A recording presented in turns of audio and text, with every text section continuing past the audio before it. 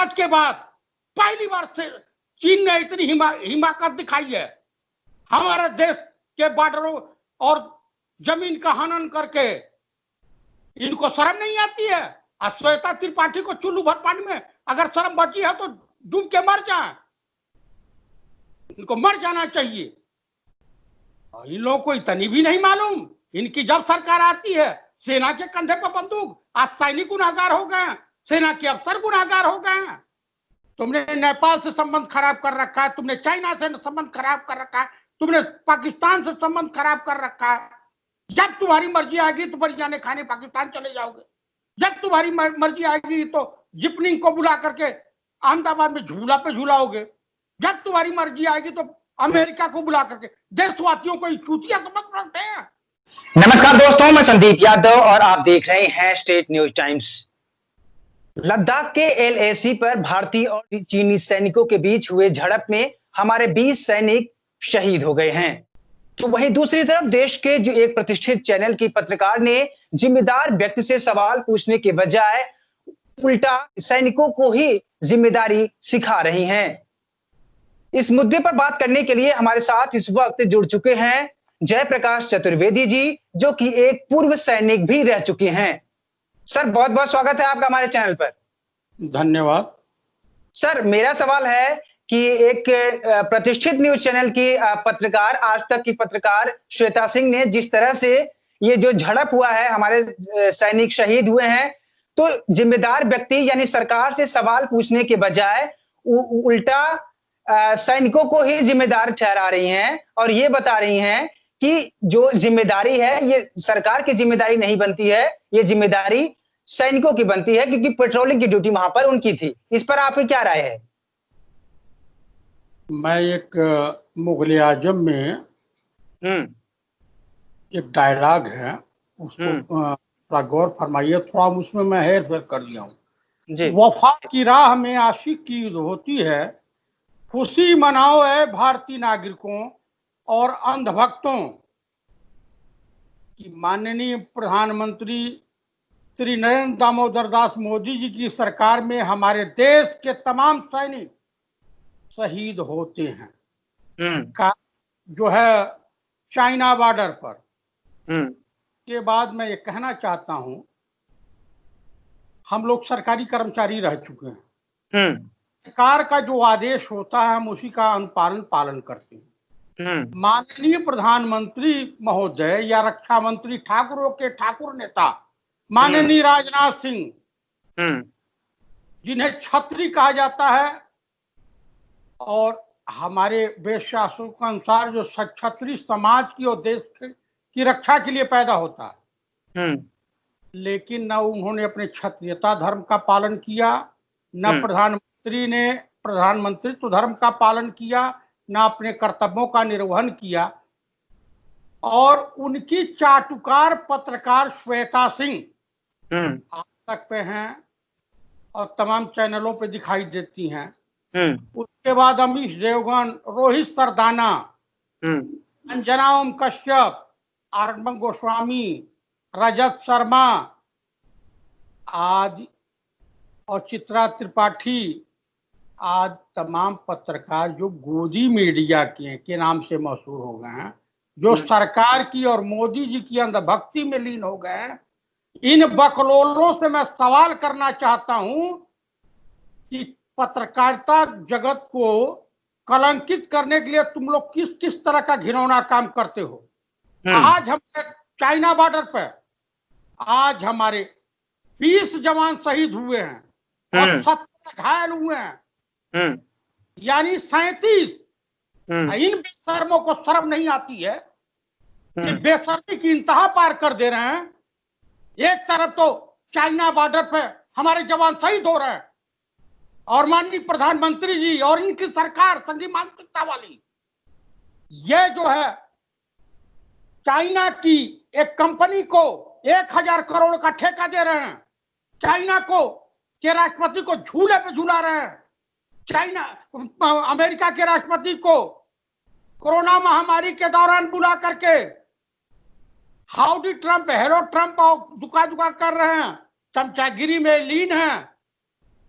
इनको अगर सरकार चलाने में अक्षम है, सरकार चलाने का इनके पास ज्ञान नहीं है, तो ये सत्ता छोड़ा इस्तीफा दें तत्काल प्रभाव से। अगर थोड़ी शर्म बची हो तो छोड़ करके तत्काल इस्तीफा देके जाए। इनसे बेहतरीन तो हमारे राहुल गांधी होते। कम से कम चाइना को उसकी औकात बता देते। तुमने नेपाल से संबंध खराब कर रखा है, तुमने चाइना से संबंध खराब कर रखा है, तुमने पाकिस्तान से संबंध खराब कर रखा है। जब तुम्हारी मर्जी आएगी तो बरियाने खाने पाकिस्तान चले जाओगे। जब तुम्हारी मर्जी आएगी तो जिपनिंग को बुला करके अहमदाबाद में झूला पे झूलाओगे। जब तुम्हारी मर्जी आएगी तो अमेरिका को बुला करके। देशवासियों को चूतिया समझ रखते हैं। न देश का हिंदू मूर्ख है, न मुसलमान मूर्ख है, न देश का सिख मूर्ख है, न ईसाई मूर्ख है। और देशवासी इतना करारा जवाब देंगे। ये लाशों के और ये कफन सौदागर है, कफन बेचते हैं। कारगिल की समय में अटल जी बस लेकर के गए तो कारगिल हुआ, ये झूला झूलाए तो चाइना वाला एक कांड देखने को मिल रहा है बॉर्डर पे। सैनिक को आदेश दो, चाइना के गले में पट्टा बांध करके इंडियन आर्मी जिसको डांस करवा देगी। चाइना की औकात नहीं है कि हिंदुस्तान को इस समय आंख दिखा पावे।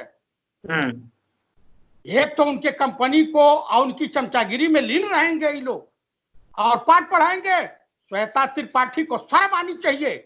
ये महिला समाज के लिए, पत्रकारिता जगत के लिए ऐसे पत्रकार कलंक है। ये कलंकित करते हैं। इन बेशर्मों को शर्म नहीं आती है। सैनिकों की क्या जिम्मेदारी है? अभी उत्तर प्रदेश में एक आईपीएस अफसर अच्छा काम कर रहा था इलाहाबाद प्रयागराज में, उसका योगी जी ने ट्रांसफर कर दिया क्योंकि सही जांच करके उनके जो भाजपाई मंत्री और नेताओं को नंगा कर रहे थे, ट्रांसफर कर दिया जी। तो ये कहां कहां अपना जो है अपने मुख पे कालिक पतवा करके छुपते फिरेंगे। जी एक सवाल है जी, एक सवाल है जो जिस तरीके से चाइना से और भारत के बीच जो संबंध चल रहे हैं, जिस तरीके से खटास आ गई है, तो इसमें जो तमाम देशवासी हैं उनको कह रहा है कि आप देशभक्त बनिए, चाइनीज प्रोडक्ट को बाइकआउट करिए।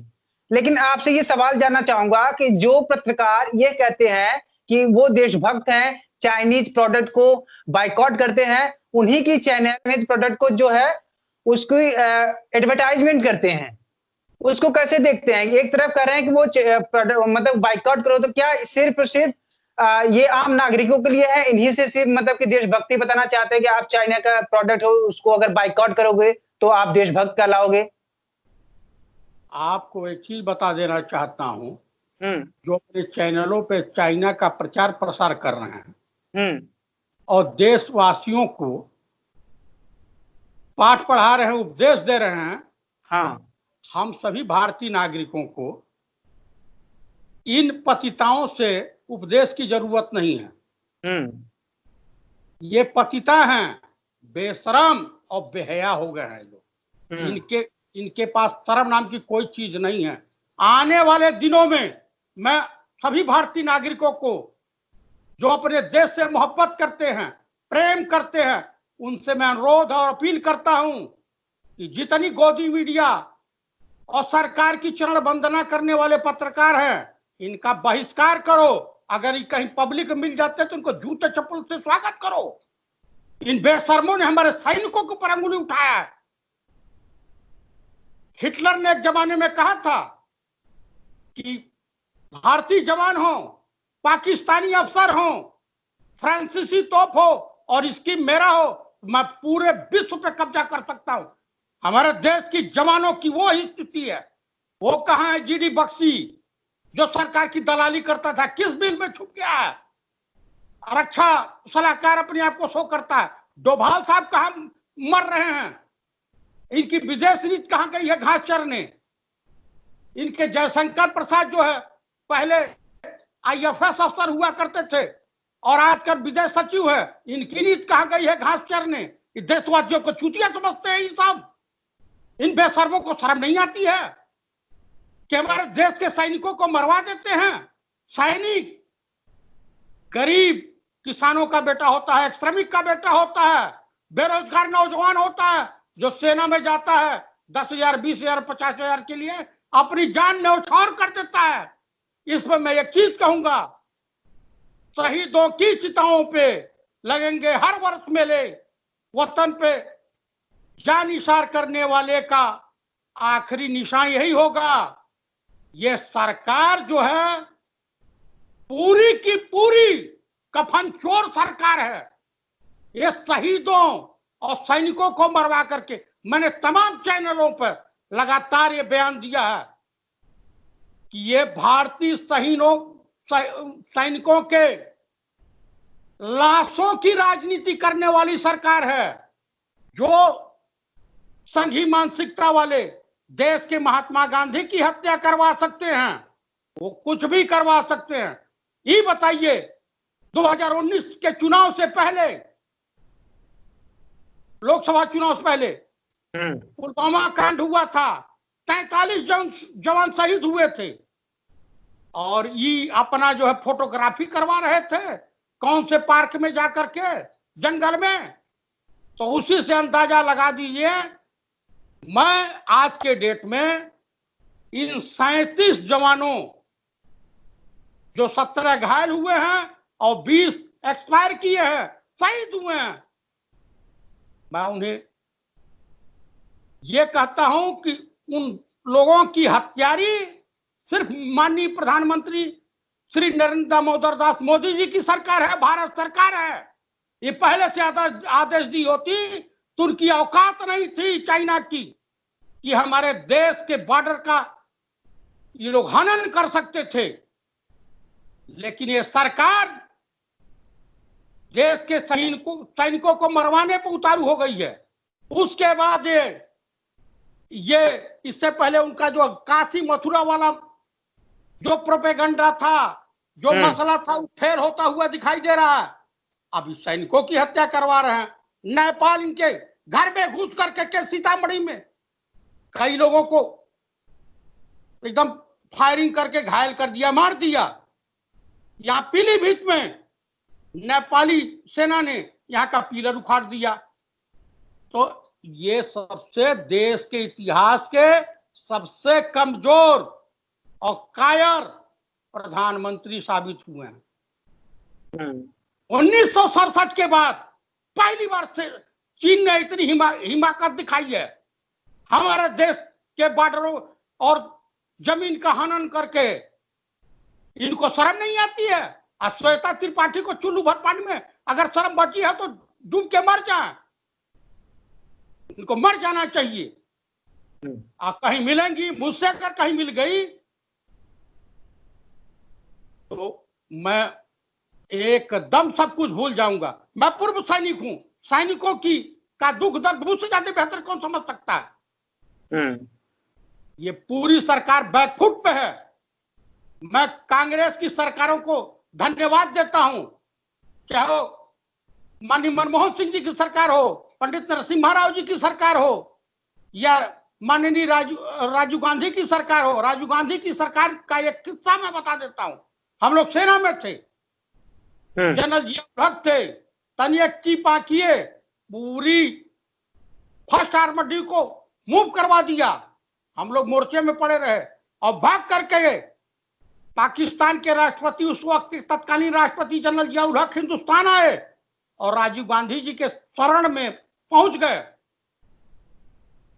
इन लोगों को इतनी भी नहीं मालूम, इनकी जब सरकार आती है सेना के कंधे पर बंदूक। आज सैनिक गुनाहगार हो गए, सेना के अफसर गुनाहगार हो गए हैं।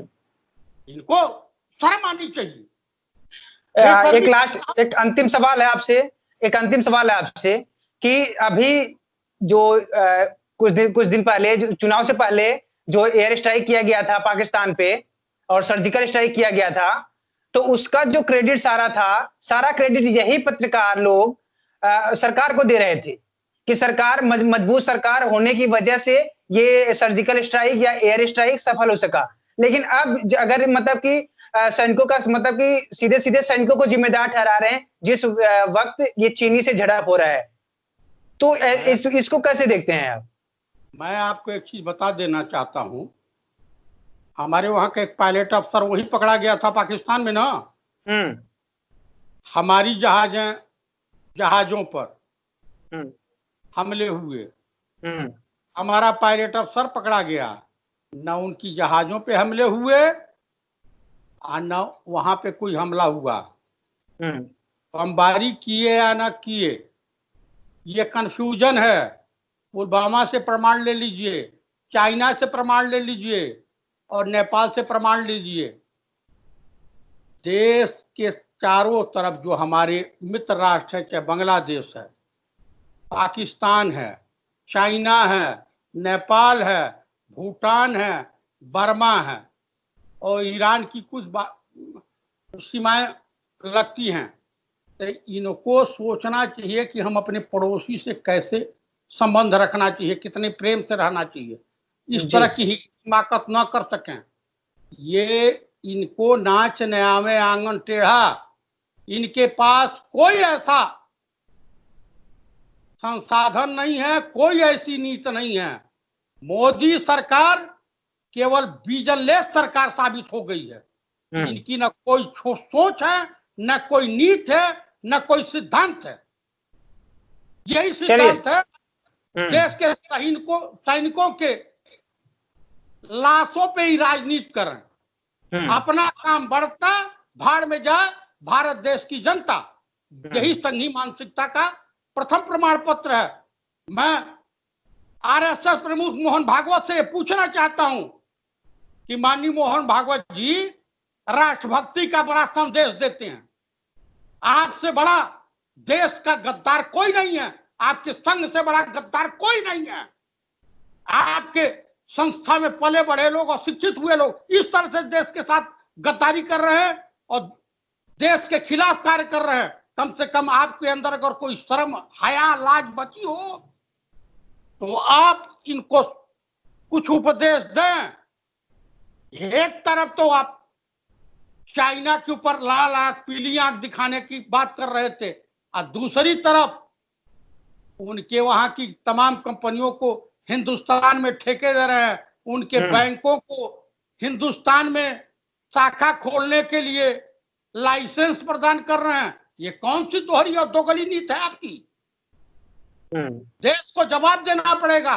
और ये प्रधानमंत्री आज तक किसी भी ईमानदार, चाहे रवीश कुमार, प्रसून कुमार वाजपेयी या अवसार शर्मा, अजित अंजुमन या विनोद दुआ जैसे पत्रकार, ईमानदार पत्रकारों के सामने कभी इंटरव्यू देने की हिमाकत नहीं कर सकते हैं। इनके हृदय में चोर है, ये डरपोक है।